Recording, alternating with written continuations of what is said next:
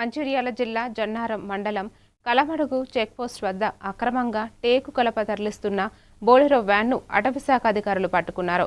వ్యానులో ప్రత్యేక రహస్య అరలు ఏర్పాటు చేసి కలపను దాచిపెట్టి తరలించేందుకు ప్రయత్నించినట్లు గుర్తించారు. టేకు కలపతో పాటు వాహనాన్ని స్వాధీనం చేసుకున్న అధికారులు ఈ స్లమ్మింగ్ వెనుక ఉన్న నెట్వర్క్పై దర్యాప్తు కొనసాగిస్తున్నారు.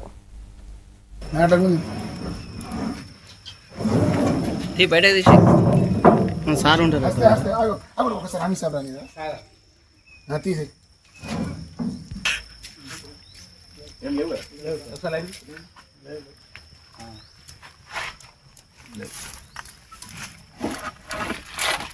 ఈరోజు ఉదయం మన ఎఫ్డిఓ గారికి అందిన సమాచారం మేరకు చెక్ పోస్ట్ వద్ద అదేవిధంగా ఇంకొక పార్టీని స్పెషల్గా ఉంచడం జరిగింది.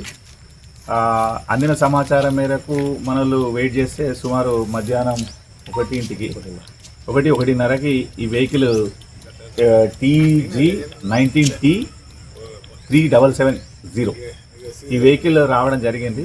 దాన్ని ఆపి చెక్ చేసే క్రమంలో చూస్తే మీద మనకు కనిపించేటట్టు సెంట్రింగ్ చెక్కలతో కూడుకుని ఉంటుంది.